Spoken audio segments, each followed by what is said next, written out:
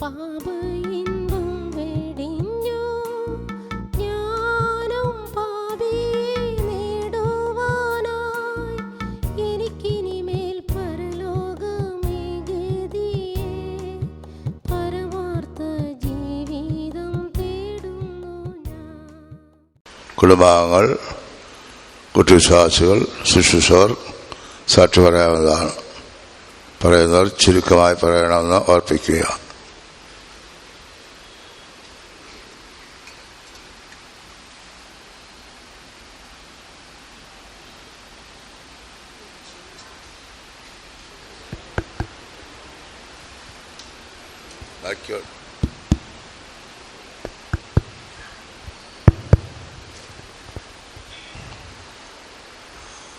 ഇന്ന് പകൽക്കാലം ഈ ശുശ്രൂഷയുടെ മധ്യേ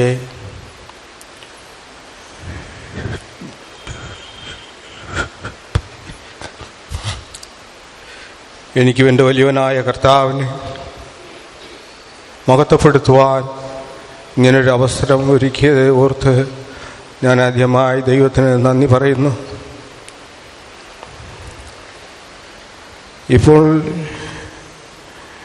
ഈ കിടക്കയിൽ കിടക്കുന്നത് എൻ്റെ സഹോദരിയാണ്. എൻ്റെ 5ാമത്തെ ഇളയ സഹോദരിയാണ് ഈ കിടക്കയിൽ കിടക്കുന്നത്.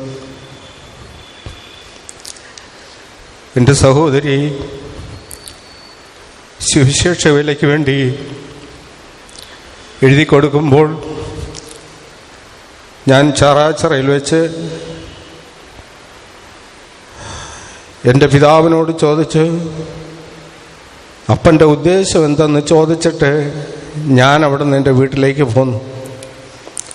വീട്ടിലേക്ക് പോരുമ്പോഴും എനിക്ക് സ്വസ്ഥതയുമില്ല, സമാധാനവുമില്ല.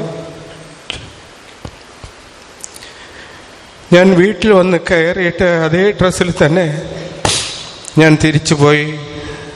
ഞാൻ അപ്പനോട് ചെന്ന് ചോദിച്ചു, അപ്പന് പ്രയാസം എന്തെങ്കിലും ഉണ്ടോ എന്ന് ചോദിച്ചു. അപ്പനൊന്നും വേണ്ടിയില്ല. ഞാൻ പറഞ്ഞു, എന്നോട് ചോദിച്ച് നീ എന്താണ് പറഞ്ഞതെന്ന് ഞാൻ ശ്രദ്ധിച്ചില്ലെന്ന് പറഞ്ഞു. ഞാൻ പറഞ്ഞു, സാറാമ്മയെ സുവിശേഷ വേലയ്ക്ക് അയക്കുന്നത് എനിക്ക് ഇഷ്ടമല്ല, താല്പര്യമല്ല. ഞങ്ങളുടെ അന്നത്തെ കാട്ടാക്കടയിലെ ശുശ്രൂഷയ്ക്കായിട്ടിരിക്കുന്നത് നമ്മളെ വിട്ട് പ്രിയം വെച്ച കർത്താവിനോടുകൂടെ ചേർന്ന ജപരാജ് ഫാസ്റ്ററാണ്. ജപരാജ് ഫാസ്റ്റർ ഈ വാക്കുകൾ കേട്ട് ഓടി എൻ്റെ അടുത്ത് വന്നു. എൻ്റെ അടുത്ത് വന്നതിന് ശേഷം ഇന്ന് പുനലൂർ അസിസ്റ്റന്റ് സെൻട്രൽ ഫാസ്റ്റർ ആയിരിക്കുന്ന മാത്യു അപ്പച്ചനും എൻ്റെ അടുത്ത് വന്ന് എന്നോട് അധികാരത്തോടെ ചോദിച്ച്, നിനക്കെന്ത് പറ്റിയടാ എന്ന് ചോദിച്ചു. ഞാനൊന്നും മിണ്ടിയില്ല. ഞാൻ പറഞ്ഞു, നിങ്ങളുടെ ഇഷ്ടം പോലെ ചെയ്തോളാൻ പറഞ്ഞിട്ട് ഞാൻ എൻ്റെ വീട്ടിലേക്ക് പോകുന്നു.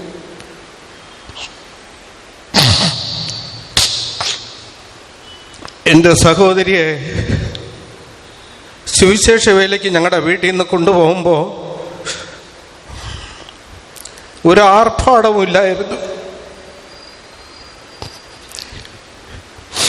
ആൾക്കൂട്ടമൊന്നുമില്ലായിരുന്നു.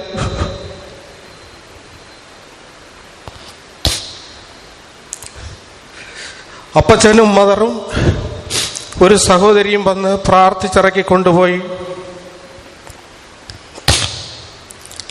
ഞാൻ അതിനുശേഷം കൊട്ടാരക്കരയിൽ കൺവെൻഷന് വേണ്ടി ഞാൻ ഒരു വ്യാഴാഴ്ച ദിവസം ഇവിടെ വരുമ്പോൾ അന്ന് സുവിശേഷ വിലക്കെടുത്ത എല്ലാവരെയും ഇവിടെ കൊണ്ടുവന്നിട്ടുണ്ട്. ആ കൂട്ടത്ത് എൻ്റെ ഈ സഹോദരി ഉണ്ടായിരുന്നു. എന്നോട് മാത്യു അപ്പച്ചൻ പറഞ്ഞു, ഞാനൊരു കാര്യം പറയാം, എന്നോട് ദേഷ്യപ്പെടരുത്. ഞാൻ പറഞ്ഞില്ല, ദേഷ്യപ്പെടില്ലെന്ന് പറഞ്ഞു. സാറാമ്മ ഇവിടെ വന്നിട്ടുണ്ട്.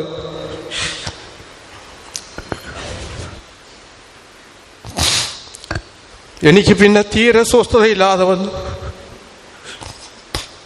ഞാൻ വന്ന് എൻ്റെ സഹോദരിയെ കണ്ട് ഞാൻ പറഞ്ഞു, ഞാൻ എൻ്റെ കാര്യങ്ങളെല്ലാം ഞാൻ ചെയ്യാം, ഞാൻ നാളെ തന്നെ ഞാൻ വീട്ടിലേക്ക് വരും, എല്ലാ കാര്യങ്ങളും ഞാൻ ചെയ്യാം. അപ്പനെ കാണാം, ഞാൻ അപ്പച്ചനോട് പറയാം. ഞാൻ തിരിച്ച് കൊട്ടാരക്കരയിൽ നിന്നും ഞാൻ എൻ്റെ വീട്ടിലേക്ക് പോയി സകല കാര്യങ്ങളും എൻ്റെ സഹോദരിക്ക് വേണ്ടി ചെയ്തു. കാരണം എൻ്റെ അപ്പന് ഒരു വലിയ ആഗ്രഹമുണ്ടായിരുന്നു. അതിന്ന് പോൽക്കാലം സാക്ഷാത്കരിക്കുവാൻ സ്വർഗത്തിലെ ദൈവം സഹായിച്ചു എന്ന് പറയട്ടെ. എൻ്റെ അപ്പൻ്റെ ആഗ്രഹം എൻ്റെ മക്കളിൽ ചിലരെങ്കിലും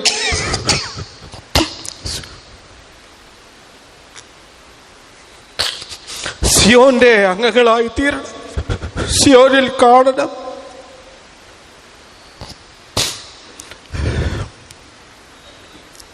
ഞാൻ ഇരിക്കുന്ന സ്ഥാനങ്ങളിലൊക്കെ ഞാൻ പോകും. ഇവരെ പലപ്പോഴും ചെന്നൊക്കെ കാണും. ഇവർ വരുന്ന കൂട്ടങ്ങളിലൊക്കെ ചെന്ന് ഞാൻ കാണും. വിശേഷിച്ച് ഇവിടെ വന്നതിന് ശേഷം പലപ്പോഴും ഈ ഭാഗത്ത് പോകുമ്പോഴും പല കൺവെൻഷനുകളൊക്കെ വെച്ച് ഞാൻ എൻ്റെ ഈ സഹോദരിയെ കാണുന്ന പതിവാണ്. ഞാൻ ഈ കഴിഞ്ഞ ആഴ്ചയിൽ ഞാനിവിടെ വരുമ്പോൾ ഞാൻ അവിടെ ആ റൂമിലൊരു കസേരയിലിരിക്കുകയാണ്. നേരെ എന്നോട് പറഞ്ഞു, അണ്ണൻ എൻ്റെ അടുത്തോട്ട് കയറി എൻ്റെ അടുത്തിരിക്കാൻ പറഞ്ഞു. എൻ്റെ അടുത്തിരിക്കാൻ പറഞ്ഞിട്ട് എന്നോട് പറഞ്ഞ്, അണ്ണൻ ഭാരപ്പെടുകയൊന്നും വേണ്ട, കർത്താവ് വിളിച്ചാൽ പോകണം. കർത്താവ് വിളിച്ചിട്ടില്ലേ ഞാനിവിടെ വന്നത്. ഈ പ്രത്യാശയിൽ ഞാൻ കടന്നുപോയാൽ അത് കർത്താവിനും ഇഷ്ടമാണ്. അത് എൻ്റെ ആത്മീയമായ കാര്യങ്ങളിലും എൻ്റെ ജീവിതവും അത് ഭംഗിയായിരിക്കും. വിഷമിക്കുകയൊന്നും വേണ്ട.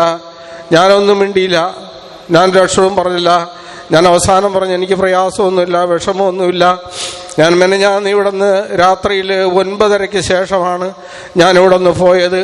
ആ പോകുന്ന അവസരത്തിൽ ഞാൻ പോയി ചെന്ന് എൻ്റെ സഹോദരിയെ കണ്ടു. ഞാൻ എൻ്റെ സഹോദരിയോട് ചോദിച്ചു, ഞാൻ പോയിട്ട് വരട്ടോ എന്ന് ചോദിച്ചു. എപ്പോൾ വരും?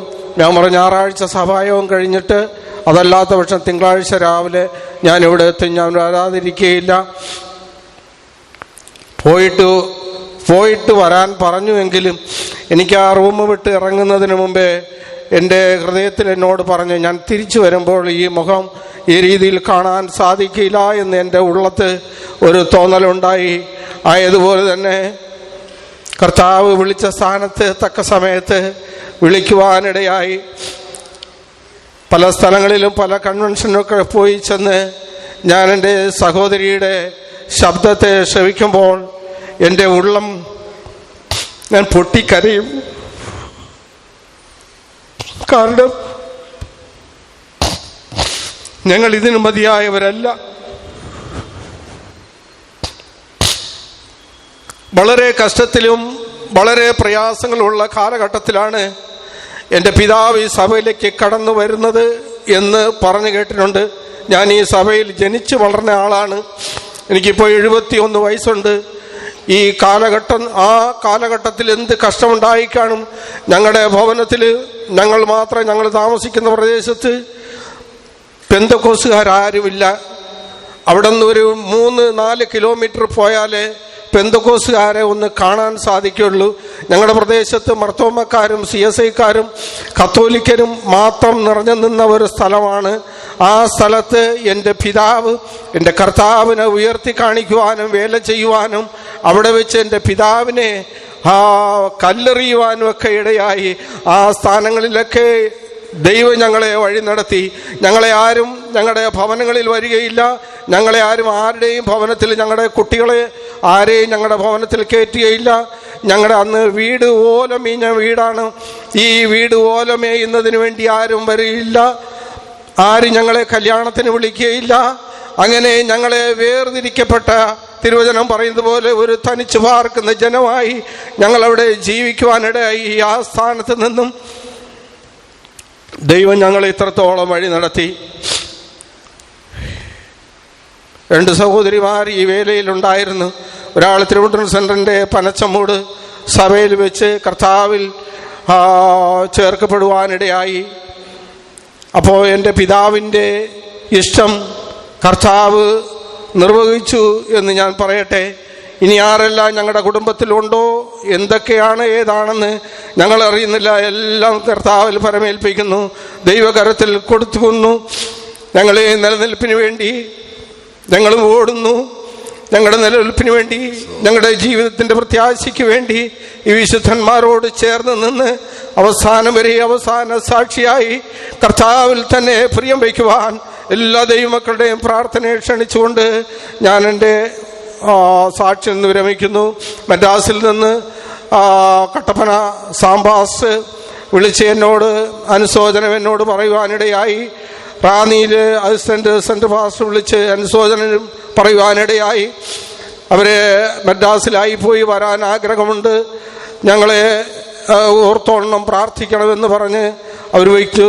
എല്ലാ ദൈവമക്കളുടെയും പ്രാർത്ഥന ആവശ്യപ്പെട്ടുകൊണ്ട് എൻ്റെ സാക്ഷിവാചകത്തിൽ നിന്ന് വിരമിക്കുന്നു. Praise the Lord.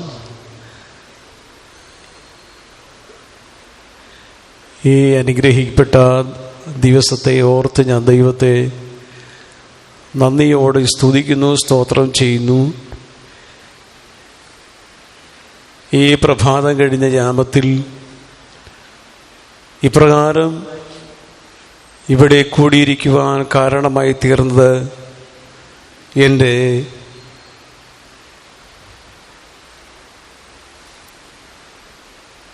ചേച്ചിമാരിൽ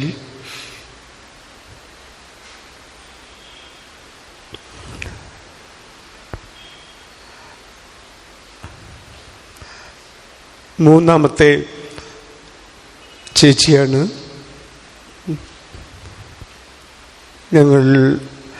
ഞങ്ങളുടെ പിതാവിന് 9 മക്കളിൽ പെൺമക്കളിൽ ഇളയ പെങ്ങളാണ് ഈ കഴിഞ്ഞ ദിവസം ക്രിസ്തുവിൽ നിദ്ര പ്രാപിച്ചത്. 1986 ജനുവരി മാസം ട്രിവാൻഡ്രം നടന്ന സെൻട്രൽ കൺവെൻഷനിൽ പുള്ളിക്കാരി കർത്താവിൻ്റെ മഹത്വമേറിയ ശുശ്രൂഷയ്ക്ക് വേണ്ടി സമർപ്പിക്കപ്പെട്ടു. ആ ദിവസത്തിൽ കർത്താവ് തന്നെ ശുശ്രൂഷയ്ക്ക് വേണ്ടി വേർതിരിക്കുകയും ചെയ്തു. അതേ മാസമാണ് ഞാൻ വിശ്വാസ സ്നാനമെടുക്കുന്നത്. അങ്ങനെ എൻ്റെ ജ്യേഷ്ഠൻ പറഞ്ഞതുപോലെ ഞങ്ങളുടെ പിതാവിൻ്റെ ഇഷ്ടം തികയ്ക്കുവാൻ മക്കളിലൂടെ സാധ്യമായി എന്ന് പറയാതിരിക്കാൻ തരമില്ല. സിയോനെ കുറിച്ചുള്ള ഒരു വലിയ വെളിപ്പാട് പുള്ളിക്കാരിയിൽ ദൈവമിടുവാനിടയായി. ആ വെളിപ്പാടിനെ ജീവിതത്തിൽ പൂർത്തീകരിക്കുവാനാണ് പുള്ളിക്കാരിയുടെ ഏക ലക്ഷ്യവും തൻ്റെ ആഗ്രഹവുമായിരുന്നു. അത് ജീവിതത്തിൽ സാധ്യമായി എന്നുള്ളതാണ് ഞങ്ങളുടെ പ്രത്യാശ. ദൈവത്തിന് സ്തോത്രം. ഞങ്ങൾ 9 മക്കളിൽ 4 പേര് കർത്തൃസന്നിധിയിൽ ചേർക്കപ്പെട്ടു. ബാക്കിയുള്ളവരാണ് ഭൂമുഖത്ത് ഇന്ന് ജീവനോടിരിക്കുന്നത്. കർത്താവിന് സ്തോത്രം ഉണ്ടായിത്തീരട്ടെ. ഞാൻ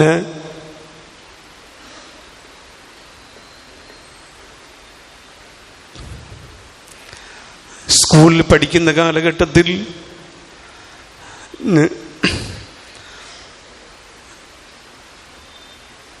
എൻ്റെ ഈ ചേച്ചി 7ാം സ്റ്റാൻഡേർഡിലാണ്.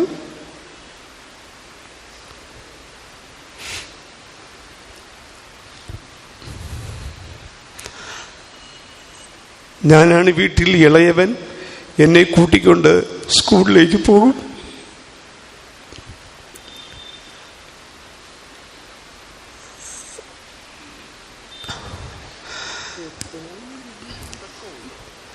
ഞാൻ സ്നാനമെടുത്തു.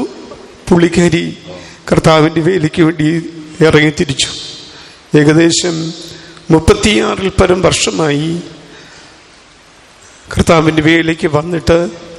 അതിനുശേഷം അധികം ഞങ്ങൾക്ക് സെൻട്രൽ കൺവെൻഷനോ മറ്റ് കുടുംബത്തിലെ ഏതെങ്കിലും കാര്യങ്ങൾക്ക് മാത്രമേ ഒരുമിച്ച് കാണാൻ പറ്റൂ, അല്ലാതെ കാണാൻ പറ്റിയില്ല. ഞാൻ കഴിഞ്ഞ ദിവസം ഞാൻ ഈ വിഷയം അറിഞ്ഞപ്പോൾ അധികം ചിന്തിപ്പാൻ എനിക്കിടയായി. കാരണം തൻ്റെ ആഗ്രഹം തൻ്റെ ജീവിതത്തിൽ പൂർത്തീകരിച്ചു. വിശുദ്ധ പൗലോസ് പറയുന്നു, ഞാൻ നല്ല പോർ പൊരുതി, ഓട്ടം തികച്ചു, വിശ്വാസം കാത്തു, നീതിയുടെ കിരീടം എനിക്കായി വച്ചിരിക്കുന്നു. ആമേൻ. അത് ഞാൻ തന്നെ പ്രാപിക്കുമെന്നുള്ളതാണ് വിശുദ്ധ പൗലോസിൻ്റെ ഉറച്ച ആ നിശ്ചയം. കർത്താവിന് സ്തോത്രം ഉണ്ടായിത്തരട്ടെ. എൻ്റെ മൂത്ത സഹോദരി രോഗിയായി ഭവനത്തിലുണ്ട്. മറ്റൊരു മൂന്നാമത്തെ ജ്യേഷ്ഠനും രോഗിയായി ഭവനത്തിൽ വിശ്രമിക്കുന്നു. അവർക്കാർക്കും ഇവിടെ എത്തിച്ചേരാൻ കഴിഞ്ഞിട്ടില്ല. ദൈവത്തിന് സ്തോത്രം. എന്നാൽ ഞങ്ങൾക്ക് 3 പേർക്കാണ് ഇവിടെ സഹോദരങ്ങളിൽ എത്തിച്ചേരുവാനിടയായത്. കർത്താവിന് സ്തോത്രമുണ്ടായി തരട്ടെ. മാത്രമല്ല, ഇന്ന് ഈ പകലിൽ നിങ്ങളെല്ലാവരെയും ഓർത്ത് ഞാൻ ദൈവത്തെ സ്തുതിക്കുന്നു. ഇത് എൻ്റെ ഇളയ ചേച്ചിയുടെ ഒരു സെൻഡ് ഓഫാണ്, ഒരു യാത്രയപ്പ് യോഗമാണ്. ദൈവനാമത്തിന് മഹത്വം ഉണ്ടായി തരട്ടെ.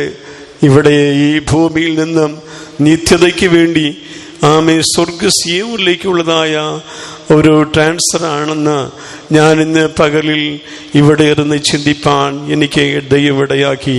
ദൈവത്തിന് സ്തോത്രം. ഞങ്ങളെ ഓർത്തും ഞങ്ങളുടെ നിലനിൽപ്പിനെ ഓർത്തും ഞങ്ങളുടെ ശുശ്രൂഷകളെയൊക്കെയും ഓർത്ത് എല്ലാ പ്രിയപ്പെട്ട ദൈവമക്കളും വിശുദ്ധന്മാരും ഞങ്ങൾക്ക് വേണ്ടി പ്രാർത്ഥിക്കണമെന്ന് ഞാൻ അപേക്ഷിച്ചുകൊണ്ട് വാക്കുകൾക്ക് കൊത്തിടുന്നു. ദൈവം അനുഗ്രഹിക്കും.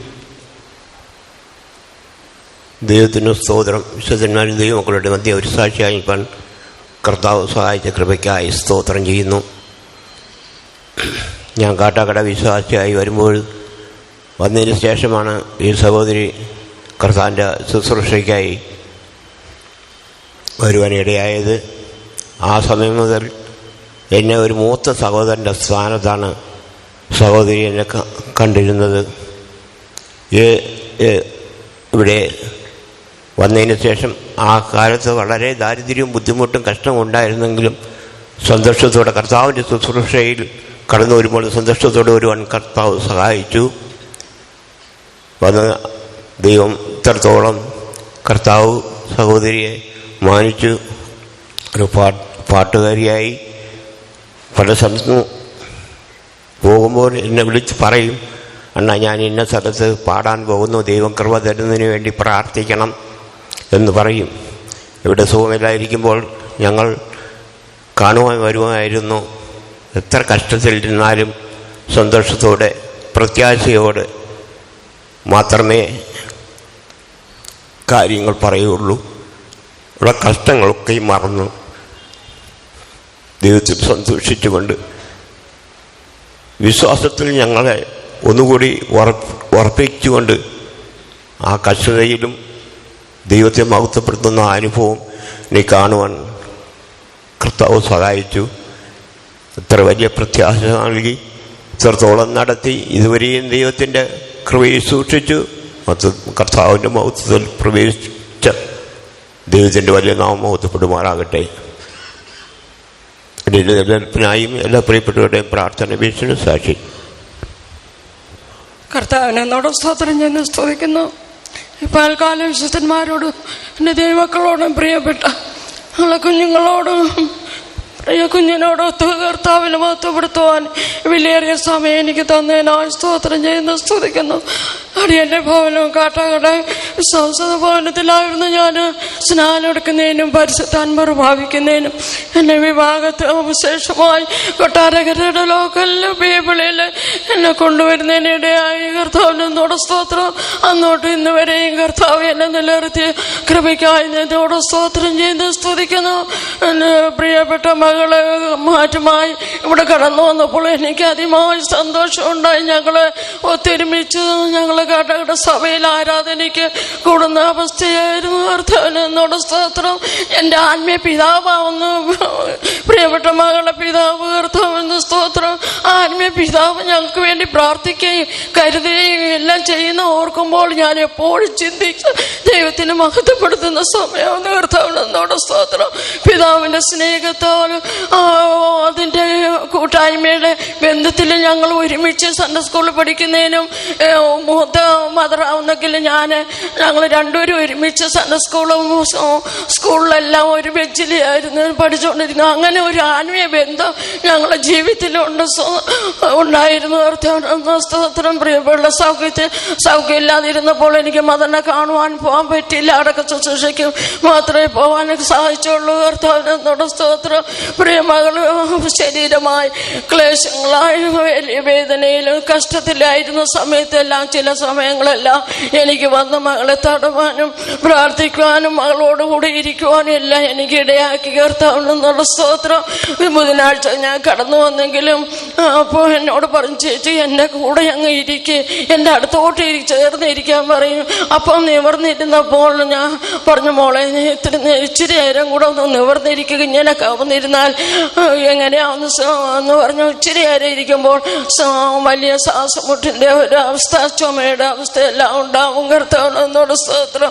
അങ്ങനെ ചില സമയങ്ങളെല്ലാം എനിക്ക് വന്ന് ശുശ്രൂഷിപ്പാൻ സഹായിച്ചു. മാത്രമല്ല ഞാൻ ഇന്നലെ കടന്നു വരാണ്, ഞാൻ വഴിയിൽ വെച്ച് വരുമ്പോഴും ആവുന്ന ഈ വാർത്ത കേട്ട് പെട്ടെന്ന് എനിക്ക് മനസ്സിന് ഭയങ്കര, ഞാൻ ഇതിനെ കാണാനും ശുശ്രൂഷിക്കാനും പോയാ നല്ല കർത്താവ് എനിക്കതിന് ഇടയായില്ല, കാണാൻ പറ്റിയില്ലല്ലോ എന്നുള്ളൊരു ഭയങ്കര ഭാരം എൻ്റെ ഹൃദയത്തിൽ വന്നു. കർത്താവിന്റെ സ്തോത്രം. എന്നാൽ അതിനുശേഷമല്ല അവിടെ കാണുവാനും എനിക്ക് ഭവനത്തിൽ വൈകുന്നേരം ആവുന്ന ഞാൻ കടന്നുപോയ കർത്താവിനോട് സ്തോത്രം. ഇത്രത്തോളം ഒരു മകളെ ശുശ്രൂഷയിലൂടെ വലിയ അനുഗ്രഹങ്ങൾ പ്രാപിപ്പാൻ തൊക്കെ അവിടുന്ന് സഹായിച്ചതിനായ സ്തോത്രം. കഷ്ടതയില്ലാത്ത നാട്ടിൽ കർത്താവ് എൻ്റെ മകളെ സിയോനിൽ കൂട്ടിച്ചേർത്തതിനായി എന്നോട് സ്തോത്രം ചെയ്യുന്നു, സ്തുതിക്കുന്നു. പ്രിയമകളായ സിയോനിൽ രണ്ടുപേരെ എത്തിച്ചതിനായി നന്ദിയോടെ സ്തോത്രം ചെയ്യുന്നു, സ്തുതിക്കുന്നു. സമയമല്ല അവര് കാണിച്ച മാതൃകയിൽ ഞങ്ങൾ ജീവിക്കണം. പിതാവ് പോയ പാതയിലും ഞങ്ങൾ പോണാതാവുന്ന എൻ്റെ ആഗ്രഹം. എൻ്റെ നിലനിൽപ്പിന് വേണ്ടി എല്ലാ ദൈവങ്ങളെയും പ്രാർത്ഥന അപേക്ഷിച്ചുള്ള ദൈവസന്നിധി.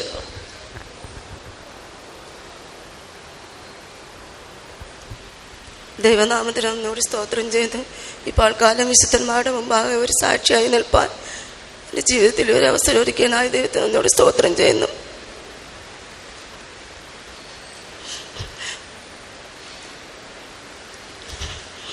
ഞങ്ങളുടെ ഞാനും ചേച്ചിയും ഒരുമിച്ച് സൺഡേ സ്കൂളിന് പോവുകയും ഞങ്ങളുടെ അവിടെ നിന്ന് കുറച്ച് ആൾക്കാരോട് ഞങ്ങളെല്ലാവരും വൈകുന്നേരം ആരാധനയ്ക്ക് പോകുമ്പോൾ ഒരു സൈന്യം പോലെ ഞങ്ങളിങ്ങനെ ആരാധനയ്ക്ക് ഞങ്ങളെ വീട്ടിൻ്റെ അവിടെ നിന്ന് പോകുന്ന പതിവായിരുന്നു. ചേച്ചിയോ അമ്മച്ചിയോ ഐസക്കണ്ണൻ എന്തെങ്കിലും വഴക്ക് കുറയുമ്പോൾ സങ്കടം പറയാൻ ഞങ്ങളുടെ വീട്ടിൽ ഞങ്ങളുടെ അടുത്ത് ഓടി വരും. അങ്ങനെ ചേച്ചി പഠിക്കുന്ന സമയത്തും തന്നെ നല്ല താഴ്മയോടും സ്നേഹത്തോടും സ്നേഹമുള്ളൊരു ചേച്ചിയായിരുന്നു. എന്നാൽ ഈ തിരുവല്ല കൺവെൻഷന് വന്നപ്പോഴത്തേക്ക് ഞാൻ കാണാൻ പോയില്ല. എന്നാൽ ശനിയാഴ്ച ചേച്ചിയെ കാണാൻ പോയപ്പോൾ നീ ഇപ്പോഴാണോ എന്നെ കാണാൻ വരുന്നത്, ഇനി അടുത്തൊരു കൺവെൻഷന് ഞാൻ കാണത്തില്ലെന്ന് എനിക്കറിയാം, ഇത് എൻ്റെ അവസാനത്തെ ശുശ്രൂഷയാണെന്ന് എന്നോട് പറഞ്ഞ്. ഞാൻ പറഞ്ഞു അങ്ങനെയൊന്നുമില്ല എന്നുള്ള ഭാരത്തോടും എന്നാൽ ഞങ്ങളെ വിശ്വാസത്തിൽ വളരുവാനും കർത്താവിൻ്റെ ശുശ്രൂഷയ്ക്ക് വരുമ്പോൾ വലിയ പ്രതികൂലം ഉണ്ടായിരുന്നു. ആ സ്ഥാനങ്ങളിലെല്ലാം കർത്താവ് വിശ്വസ്തയോടെ ഇത്രത്തോളം നിലനിർത്തിയനായി എന്നോട് സ്തോത്രം ചെയ്യുന്നു. എന്നാൽ വ്യാഴാഴ്ച ഞാൻ സ്തോത്ര പ്രാർത്ഥന കഴിഞ്ഞ് കിടക്കുമ്പോഴത്തേക്ക് പെട്ടെന്ന് ചേച്ചി എന്നോട് പറയുകയാണ്, എടിയും ഏലിയാമ്മയും പ്രസന്നയും വന്ന് എന്നെ വിളിച്ച്, നീ നിൽക്കുന്ന എൻ്റെ സ്ഥലത്ത് നീയും വരണം, ഞാൻ നിന്നെ കൂട്ടിക്കൊണ്ടു പോകാൻ വന്നതാന്ന് എന്നോട് ഇങ്ങനെ പറഞ്ഞ്. അപ്പോഴേ നമ്മുടെ ഇവിടുത്തെ വലിയപ്പച്ചനെയും കൊച്ചപ്പച്ചനെയും കുറച്ച് സുശേഷകലക്കാരെയെല്ലാം ഞാൻ സ്തോത്ര പ്രാർത്ഥന കഴിഞ്ഞ് കണ്ട് ഞാൻ പെട്ടെന്ന് കുഞ്ഞുമോനെ വിളിച്ചിട്ട് അവൻ ഫോൺ എടുത്തില്ല. ഞാൻ ചോദിച്ചു ഇതെന്താ ഇങ്ങനെയെന്ന്. ഇന്ന് രാവിലെ ചേച്ചിയുടെ മരണ വാർത്ത അറിയുമ്പോൾ ഞാൻ പെട്ടെന്ന് എൻ്റെ ആ സ്വപ്നത്തെ ഓർക്കുവാനിടയായി. കർത്താവ് എളിയവനെ കുപ്പയിൽ നിന്ന് ഉയർത്തി പ്രഭുക്കന്മാരോട് ഇരുത്തിയ ആ സ്ഥാനത്ത് കർത്താവ് ഇത്രത്തോളം നിലനിർത്തി അന്ത്യത്തോളം നിലനിന്ന് ഈ നല്ലൊരു അവസാനം ലഭിച്ചതിനായി കൊണ്ട് സ്തോത്രം ചെയ്യുന്നു. ഞങ്ങളും ഞങ്ങളുടെ ഓട്ടസ്ഥിരതയോടുകൂടി കർത്താവിൻ്റെ വരയിൽ കാണപ്പെടുവാൻ അടിയങ്ങൾക്ക് വേണ്ടി പ്രാർത്ഥിക്കണമെന്ന് അപേക്ഷിച്ചുകൊണ്ട് ദൈവസന്നിധിയിൽ ഇരുന്നോളും. സ്തോത്രം. ദൈവത്തിൻ്റെ അതിപരിശുദ്ധ നാമം വാഴ്ത്തപ്പെടുമാറാകട്ടെ. ഈ സിസ്റ്ററിൻ്റെ അടക്കാരാധനയുമായുള്ള ബന്ധത്തിൽ ഇവിടെ വന്ന് വിശുദ്ധന്മാരുടെയും വിശുദ്ധമതികളുടെയും ദൈവമക്കളുടെയും മുമ്പാകെ ഒരു സാക്ഷ്യവുമായി നിൽപ്പാൻ തക്കവണ്ണം കർത്താവ് അടിയനെ സഹായിച്ചതിനായി നന്ദിയോടെ സ്തുതിക്കുന്നു. ആദ്യമായി തിരുവനന്തപുരം സെൻറ്ററിൽ ചാണി സഭയിലെ മദറായിരിക്കുന്ന ആനി മദറിൻ്റെ അനുശോചനം എല്ലാവരെയും അറിയിക്കുന്നു. സ്തോത്രം. എൻ്റെ അപ്പൻ്റെ സഹോദരിയുടെ മകളാണ്. ഞങ്ങൾ അടുത്തടുത്ത വീടുകളിൽ താമസിച്ചിരുന്ന കാലത്ത് നേരത്തെ ഇവിടെ പറഞ്ഞതുപോലെ അധികമാരും കാട്ടാക്കടയിലുള്ള CPM സഭയിലേക്ക് പോകുവാനുണ്ടായിരുന്നില്ല. വളരെ കുറച്ച് പേര് ഞങ്ങളെല്ലാവരും കൂടെ ഒരുമിച്ച് സൺഡേ സ്കൂളിനായാലും മറ്റ് സഭയിലെ ആരാധനകൾക്കായാലും ഞങ്ങൾ ഒരുമിച്ച് പോകുമ്പോൾ മർത്തോമാ സഭയുടെ നടയിലൂടെ, കത്തോലിക്ക സഭയുടെ നടയിലൂടെ, സെവന്ത് ഡേ സഭയുടെ നടയിലൂടെ നടന്നു പോകുമ്പോൾ ധാരാളം എതിർപ്പുകൾ, പരിഹാസങ്ങൾ, നിന്ദകൾ എല്ലാം പറയുമായിരുന്നു. ഞങ്ങളതൊന്നും കേട്ട ഭാവം നടിക്കാതെ അവരോടൊന്ന് ചിരിച്ച് ഒരുമിച്ച് ആലയത്തിൽ പോയി സൺഡേ സ്കൂളിനായാലും മറ്റ് മീറ്റിങ്ങുകളിലായാലും പങ്കെടുത്ത് ഞങ്ങൾ സന്തോഷത്തോടെ അവിടെ പറഞ്ഞ കാര്യങ്ങൾ, അവിടെ കേട്ട ആലോചനകളെല്ലാം പരസ്പരം പറഞ്ഞ് ഞങ്ങൾ വരുന്ന ഒരവസരമൊക്കെ ഉണ്ടായിരുന്നു. ഈ സഹോദരിയെ കർത്താവിൻ്റെ വേലയ്ക്കായി വേർതിരിച്ചു. 38 വർഷം കർത്താവിൻ്റെ മഹനീയമായ ശുശ്രൂഷ ചെയ്തു ഇപ്പോൾ കർത്തൃസന്നിധിയിൽ ചേർക്കപ്പെട്ടിരിക്കുന്നു. സഹോദരിയോടത്ത് കർത്താവേ, കഴിഞ്ഞ കാലങ്ങൾ ഒക്കെ ഞാൻ ഓർക്കുന്നു. കാരണം വളരെ കഷ്ടതയിലും പ്രയാസങ്ങളിലുമായിരുന്ന ഒരു കാലത്താണ് ഞങ്ങൾ ഈ ഒരുമിച്ച് ഉള്ള യാത്രകൾ, ഈ നമ്മുടെ സഭയിലേക്ക് പോകുന്നതൊക്കെയും ആ കാലത്ത് വളരെ പ്രയാസപ്പെട്ട കാലത്ത് കഷ്ടതയിലൂടെ പോകുമ്പോൾ എത്ര കഷ്ടതയും പട്ടിണിയും പ്രയാസങ്ങളും ഒക്കെ ഉണ്ടായാലും ഒരു ആരാധന പോലും മുടക്കാതെ പോകുവാൻ ദൈവം സഹായിച്ചു. അത് അന്നത്തെ കാലത്ത് അത് വലിയ കാര്യമാണത്.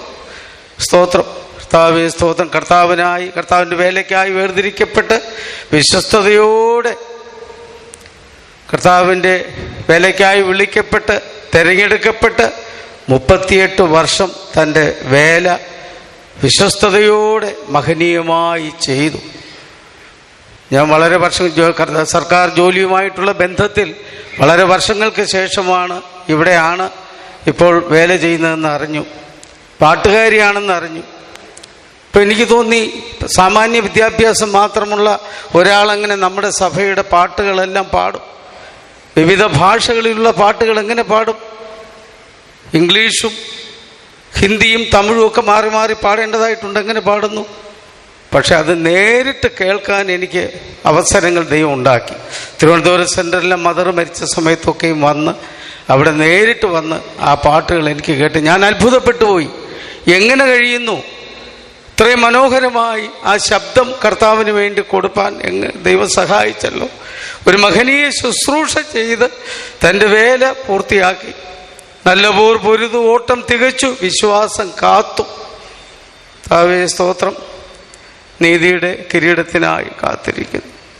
ഈ ശുശ്രൂഷയിൽ വന്ന് എനിക്കും അല്പനേരം പങ്കെടുപ്പാനും ഈ സാക്ഷ്യം എല്ലാവരുടെയും മുമ്പിൽ പറയുവാനും ദൈവം സഹായിച്ചതിനായി സ്തോത്രം ചെയ്യുന്നു. ഇവിടെ ആയിരിക്കുന്ന ചാർച്ചക്കാര്, ബന്ധുക്കള് എല്ലാവരെയും കർത്താവ് ആശ്വസിപ്പിക്കണം. എല്ലാവരെയും കർത്താവ് അനുഗ്രഹിക്കട്ടെ എന്ന് പറഞ്ഞുകൊണ്ട് എൻ്റെ എളിയ സാക്ഷിയിൽ നിന്ന് ഞാൻ വിരമിക്കുന്നു. ദൈവനാമത്തിന് മഹത്വം ഉണ്ടാകട്ടെ.